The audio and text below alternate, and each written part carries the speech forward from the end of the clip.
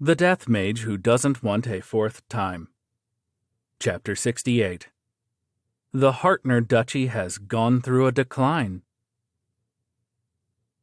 The levels of the unarmed fighting technique Venom Secretion, Claws, Fang, Tongue, and blood-sucking skills have increased. I see. This city has already become the Goblin King's stronghold, said Vandaloo. Still, you're pretty impressive, Zran remarked. To think that you'd be able to take down a disaster-designated monster on your own.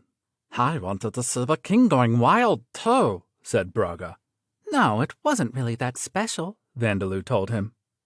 That evening, he and Eleonora, who had regrouped with the ninja unit, were having a hot pot together. After Vandaloo had approached the city, he had fought the goblins in earnest. He used out-of-body experience and spirit form to divide himself, used the materialization skill to materialize parts of his body, fired death bullets all over the place, and slaughtered the goblins with his claws while running endlessly around them. It was a one-sided massacre. He had used golem transformation to create stone golem allies from the city's walls as well, so every single goblin was turned into a silent corpse. In addition, he didn't have to think about finding female goblins that could become partners for Braga and the other black goblins. The black goblins didn't understand the goblin language, and because the black goblins themselves resembled humans far more than goblins, their senses of beauty would not match. It wasn't anything amazing, said Vandaloo. It was only 1,000 goblins. For normal people, that would be pretty amazing, Zran told him. That's a number that even a C-class adventurer would run from if he was on his own. Well, I'm not really normal, Vandaloo pointed out. Yeah, king is amazing, said Braga. 1,000 goblins led by a goblin king. The pack of goblins under the Goblin King's rule had still been small, but a normal adventurer or even a party would not have been able to challenge them. Though the Goblin King's strengthened followers skill was likely still low in level, it would still strengthen goblins beyond their normal abilities, and under the King's rule, even cowardly goblins would become reckless soldiers willing to sacrifice their own lives. However, these had proved to be enemies that Vandaloo could defeat one-sidedly on his own. He was vulnerable to enemies who possessed enough power to break through his impact-negating barrier or his magic absorption barrier, but he was essentially invincible against enemies who could not break them. Keeping his physical body and soul protected inside his barriers, he had left the outside fighting to his spirit form clones. With Vandaloo doing this, it was impossible for goblin soldiers and generals armed with only rusty weapons to deal him a fatal blow. Though the goblin kings and mages did their best to defeat the clones, they inflicted pain that Vandaloo considered to be tolerable, and he could simply make more clones again immediately afterwards. With the remaining stone walls of the town turned into stone golem allies for Vandaloo, even escaping was difficult for the goblins. As a result, the Goblin King and his pack were annihilated after managing to make Vandaloo use only 10 million of his mana. Vandaloo had even recovered the majority of that 10 million mana with his automatic mana recovery skill, and by using blood-sucking on the Goblin King. But, Vandaloo-sama, couldn't you have defeated them faster using disease? Asked Eleonora. If Vandaloo had wanted to, it was possible to quickly produce the pathogen that caused the disease that he had used on the Merg Shield Nation's army in the defense of Talosheim last year. If he had used this, the non-black normal goblins would have instantly become unable to act. They wouldn't have died immediately, but Vandaloo would simply have to finish off the collapsed goblins as if he were performing some manual labor task, so it wouldn't have even been a battle. But there was a flaw with this plan. That's true, but it would have been troublesome if there were people that the goblins had captured, said Vandaloo. Well, there weren't any, though. Like orcs, goblins sometimes kidnapped women and used them as tools to birth children. Vandaloo had taken this possibility into account, but fortunately this pack had not been keeping any women captive. There had been signs of life that could have been captive women, but they turned out to just be female goblins. "How prudent of you to consider women who might not even have been there," said Eleonora. "I think it's normal to take that into consideration," Vandaloo told her, "but don't stop praising me." Delicious meals and the admiration of others is the richness of life. Physical contact would make it even better. "Yeah, you did good," said Zran. "You're great, King," said Braga. As the three of them patted his head, Vandaloo recovered from the disappointment of the failure of his first visit to an inhabited area by humans. He turned the goblins that he had killed into zombies, and everyone began preparing to make camp. Vandaloo didn't really like the idea of using the houses that the goblins had been living in, so he used golem transmutation to construct familiar-looking pit dwellings out of suitable wood and stone. It was summer, so 10 of these would probably be fine. Incidentally, Vandaloo had broken the Goblin King's limbs and left him at death's door for Braga to deal the finishing blow. Braga did gain some experience points, but despite it being a king, it was only rank 4, so it didn't provide enough for Braga to level up. "Still, what a waste," said Zran. "If you'd defeated the Goblin King after becoming an adventurer, you would have climbed up the classes all in one go." "Are they really that amazing, these Goblin Kings?" asked Vandaloo. "Well, they are," Zran told him. "If a newbie who had just registered were to defeat a Goblin King on his own, I think they would be promoted from G-class straight to E-class. And they'd probably be allowed to take the D-class promotion exam right afterwards as well." "Oh, so they're more amazing than they look," said Braga, looking impressed, "as expected of another king." "Wow, I feel like I just missed out on a lot," said Vandaloo as his shoulders dropped. A newbie who had just registered at the guild defeating a Goblin King alone? It would be incredibly big news, an achievement that would linger in the memories of even those who were not adventurers. In fictional works that Vandaloo had seen on Earth, there were plots where the protagonist would suddenly achieve something great and make a striking debut. This could have been possible for Vandaloo, if he had done it after registering as an adventurer, that is. "I mean, we're supposed to be leaving the city quickly, right? You wouldn't even have time to sit the exam either way," Zran pointed out. "That's right," said Eleonora. "And you defeated such a great enemy before you even registered. I'm sure you'll be able to achieve something just as great soon enough, Vandaloo-sama." "I suppose you're right," said Vandaloo, feeling a little better after being comforted like this. "But the city was beyond undergoing a decline. It had become a home for goblins. Why is that, I wonder? The Hartner Duchy does still exist, doesn't it?" "Yes, there is no doubt about that," said Eleonora. "This is my first time coming to the Orbom Kingdom as well, but something like the destruction of an entire duchy would be news that would travel to the western side of the continent. And judging from the state of the ruins, it seems that city disappeared a long time ago." "I've only been to this city twice as well, but isn't it because the commercial trading with us has stopped?" said Zran. "But even then, there's an even larger city to the north and a mine to the south. You'd think that it would still get by as a place where people stop in between." "Then maybe the city became impossible to maintain because of the monster rampages," Braga suggested. "Yes, that could be the reason," said Eleonora. "The same thing has apparently happened before in the Merg Shield Nation as well."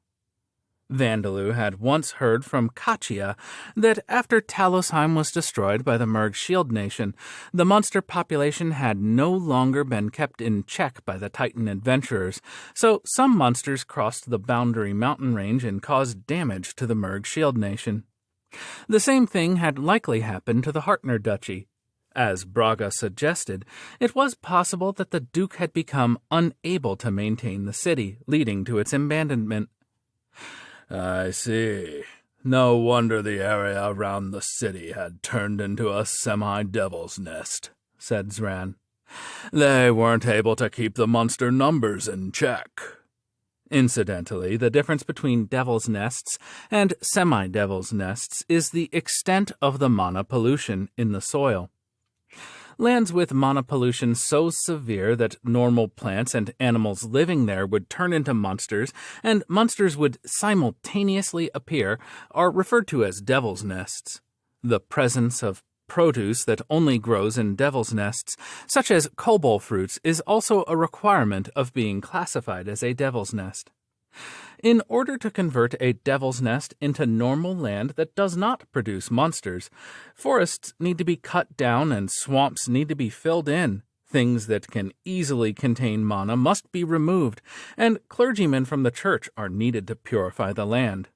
Semi-devil's nests, on the other hand, are simply lands that multiple monsters have begun living in for whatever reason. For those making use of these lands, they are essentially the same as devil's nests, but once the monsters are all hunted down, no more monsters appear. Afterwards, they can be used just like any other forest or marshland. With this logic, Talosheim and its surroundings was a splendid devil's nest, with its crops turning into monster plants, but nobody minded. So, what are we going to do now? Asked Braga. Are we going back to Talosheim? No, let's go and see the city to the north, said Vandaloo. It's more promising than the mine to the south, said Zran. Since 200 years have passed, it might have run dry and stopped being mined by now. Huh?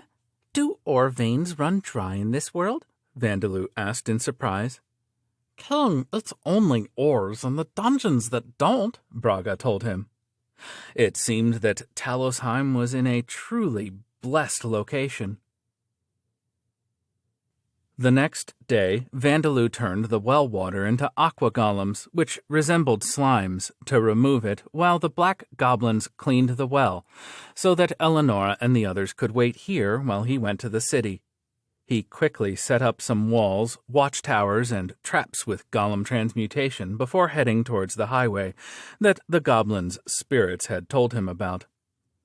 He found walking to be bothersome along the way, but unlike yesterday, he decided to build his body's strength by running on all fours, using his claws to provide grip on the ground's surface.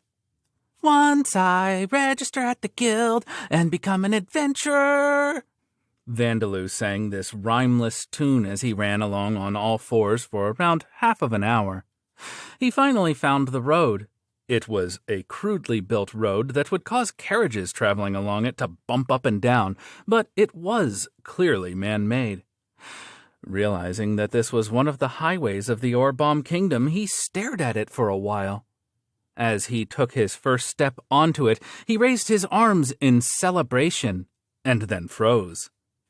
Traveling alone feels empty, he whispered to himself. He had tried singing to himself and firing himself up meaninglessly, but these could not fill the void. The feeling didn't last. Vandaloo had been alone in his previous life and the life before that, but in Lambda there had always been someone by his side. Because of this, he had completely lost his resistance to feelings of loneliness. There were over 1,000 spirits floating around in Vandaloo's surroundings, however, but as spirits, their personalities had gradually deteriorated. Thus, the spirits led by Vandaloo, including the goblins that he had killed yesterday, were simply tools for golem transmutation rather than companions. If I don't hurry and get to the city, I'll probably end up making undead just to have someone to talk to. So from here, north is this way. Using the sun as a reference to get a sense of direction, Vandaloo began running. After he continued running for a while, he suddenly noticed a scent on the wind that stimulated his hunger. This is the smell of blood. This stink is goblin blood? No, there's human blood mixed in there as well. It seemed that there were people and goblins fighting up ahead. All right, let's go and help them. Vandaloo used flight to float lightly into the air and then began flying forward at great speed. He didn't know whether the adventurers or soldiers who were fighting were struggling, but even if the battle was going favorably for them, wouldn't they be friendly toward him? That was what Vandaloo thought. As usual, he had no confidence in his ability to communicate with those who were unaffected by his death attribute charm. Kasim stopped the club with his shield and brought it crashing down on the club's owner. "Eat this, shield bash!" The goblin soldier screamed as the shield smashed into his face, sending it flying backwards. However, its place was quickly taken by another goblin soldier. "Oi, Kasim, when did you learn how to use shield bash?" "I just shouted the martial skill's name. It's not like I can actually use it." "That's what I thought." The shield-bearer in training Kasim, the swordsman in training Fester, and the scout in training Zeno formed a three-man party. Because goblins had been appearing more frequently on the highway between the village and the mine, this party had been hunting them to reduce their numbers. The three of them had just graduated the adventurers' school and become E-class adventurers. But they were confident that they would be able to exterminate goblins, even if they appeared in large numbers with 3 or 4 goblin soldiers. But they had not expected over 14 goblin soldiers to appear on a highway that wasn't even a part of a devil's nest. On top of this, there was a particularly problematic goblin shrieking orders to the others. It was a rank 3 goblin barbarian, one of the newbie killers that the adventurers had learned about in the adventurers' school. "What is a goblin barbarian doing in a place like this? I didn't sign up for this." "Everyone mistook it for a goblin. This is why they're newbie killers." If examined closely, it is clear that goblin barbarians have more developed muscle around the neck and limbs, but from afar they simply look like slightly thicker goblins. And in the majority of cases, their weapons are tree branches used as clubs, just like the other goblins, only a little larger. Because of this, many newbies approach them after mistaking them for normal rank 1 goblins, only to be beaten to death by their overwhelming strength. "It's still better than a goblin mage, isn't it? Those are newbie killers as well," said Zeno. The contents of a goblin barbarian's head are no different from a normal goblin's. Even the goblin barbarian that was in charge now seemed to not have given any orders other than "don't run away and fight." "Zeno, you're right, but trouble is trouble. No matter what happens, they won't run away." Fester finally managed to cut down a goblin soldier, but the next goblin soldier stepped forward immediately to take its place. He had already cut down 3 of them. Goblin soldiers were smart enough to run when they thought their chances of winning were slim, or if they thought that victory would come at too great a cost. But the goblin barbarian's head was filled with nothing but the idea of fighting. And since the goblin soldiers feared the barbarian far more than Kasim's party, they were not running away. "Oi, do you have any mana left?" Kasim asked his companions. "If I use provocation in either Stonewall or Stone Form, I'll be out." "I can use 3 more martial skills," Zeno replied. "How about you, Fester?" "I only have enough to use single flash twice," said Fester. It is difficult to say that non-mage E-class adventurers have abundant mana pools. Kasim prepared himself, knowing that it would be difficult to come out of this situation alive on their own with their remaining mana. At least they were all fortunate enough to be men. At worst, they would all be killed here, though they would probably turn into goblin food afterwards. They wouldn't feel anything as long as they were killed first. "Zeno, Fester, I'll draw the goblins' attention with provocation. While I do that, you guys run," said Kasim. "Kasim, what are you trying to—" "There's a barbarian on the highway. There's definitely a large pack of goblins nearby. You need to let everyone in the village know." Kasim raised his shield. The goblins had grown tired of attacking, but they were unwilling to allow Kasim's party to escape. The moment Kasim tried to use his shield technique martial skill provocation, Far behind the goblin barbarian, there was a child carrying a large amount of luggage floating in the air. Huh? That child was silently flying closer, swift as the wind. Iron Rend! He swept his claws across, easily decapitating the goblin barbarian. Huh? Huh? What? Gah! The goblin barbarian screamed as its head flew off and blood spouted from its headless corpse like a fountain. Kasim and the goblin soldiers stared blankly at the white-haired child that was floating in the air on the other side of his blood fountain, making it difficult to believe that this was reality. If you're going to attack the goblins, I think now is your best chance. The child, Vandaloo, advised Kasim's party, who were still staring at him blankly several seconds later. Gah! Huh? Yeah. Kasim's party used the mace, sword, and knife in their hands to beat down the dumbfounded goblin soldiers. There were some goblins who had regained their senses and tried to flee, but they fell before Vandaloo, who casually swung his claws at them, and all of the goblins were safely eliminated. Sorry I'm late. My name is Vandaloo. You saved us. The E-Class adventurers were bewildered by Vandaloo's polite self-introduction. White hair, candle wax-like skin, doll-like features, and a clear-sounding voice. All of these contributed to his doll-like lack of presence. It was as if he had a phantom-like air about him, and he would vanish if touched. The only vivid thing about him was the blood-stained, knife-like claws extending from his thin fingers. But these were his most unbelievable features for Kasim and his companions. Vandaloo had sliced through the goblin barbarian's muscle-packed neck with these claws. The neck of a monster that was significantly stronger than them, feared at the adventurers' school as a newbie killer. Who is this guy? Nobody could blame them for having their minds completely occupied with this question. Vandaloo-san, Kasim began.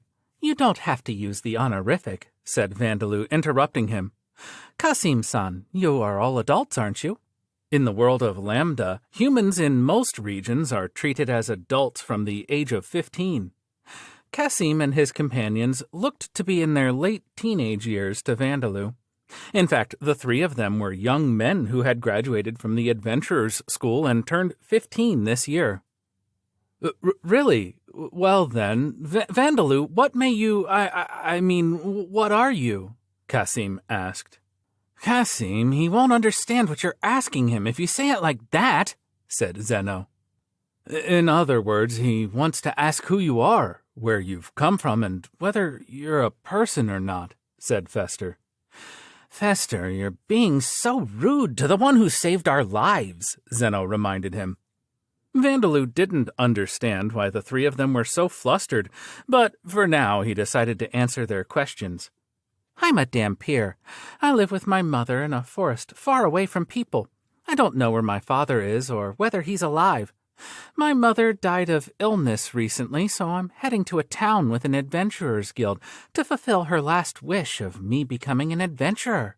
He had no intention of honestly telling them about his past, so he told them the lies he had prepared in advance. A Dampier? It's true. His left and right eyes are different colors, and he has claws. It's my first time seeing one. Hey, do you have fangs as well? The three of them seemed to think this explanation was enough to account for Vandaloo's strange features. The human rights of Dampiers were recognized in the Orbaum Kingdom, but it wasn't as if half-vampire children were born frequently, and if the nation acknowledged Vandaloo as a person, whether the vampires would accept him or not was another matter entirely. Because of this, many people had never actually seen a Dampier. Even these three, who had attended the adventurers' school in the city, had only heard about Dampier's racial characteristics, like their odd-colored eyes, claws, and fangs. Because of this, it seemed that they had brushed aside all of the other strange things about Vandaloo by telling themselves, it's because he's a Dampier. Could it be that Dampiers are considered rare in the Orbaum Kingdom? Vandaloo wondered. Yes, I do have fangs, but more importantly, are you fine with not cutting and taking the goblin's ears? He asked them. Oh, yeah! The three of them exclaimed, suddenly returning to their senses. Cassim and Fester hurriedly began cutting the ears off the goblin soldiers to prove that they had killed them, while cutting open their chests to check if they had produced any magic stones.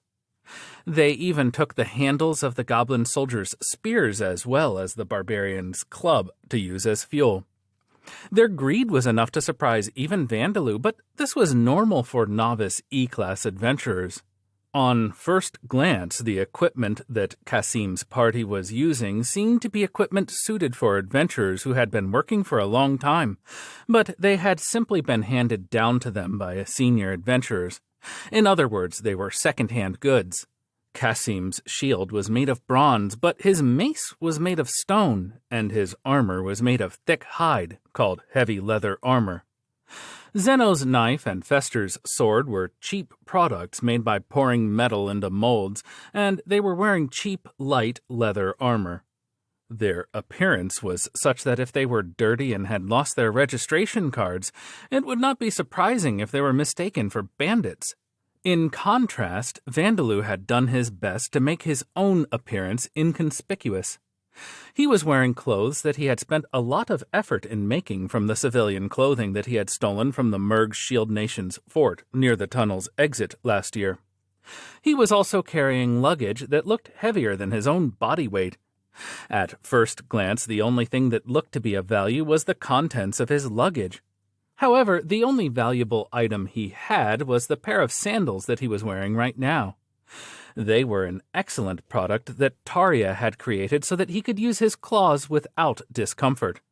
The soles had been made by sewing ogre and earth dragon hides together, and the laces had been made from rock dragon tendons. Selling these sandals would yield enough money to replace all of Cassim's party's equipment with brand new items. You can take the Goblin Barbarian's magic stone and proof of extermination. No, I'm not an adventurer yet, so please go ahead, said Vandaloo. No, we can't do that. A rank 3 magic stone sells for 100 bombs, and the proof of extermination is worth 300 bombs. That thing is called a Goblin Barbarian? It was only now that Vandaloo realized that the goblin he had decapitated was not an ordinary goblin. But although the adventurers spoke to him about money, he had no idea whether it was a large amount or not. Well then, can you please lead me to a village or a town? Vandaloo requested. Also, it would help if you could tell me about the places people are living and the Adventurers Guild. I'm a little ignorant about this world, you see. Cassim's party seemed to agree to this request. All right, we'll lead you to the village we're using as our base. And so, Vandaloo got a foothold for entering a place where people lived for the first time.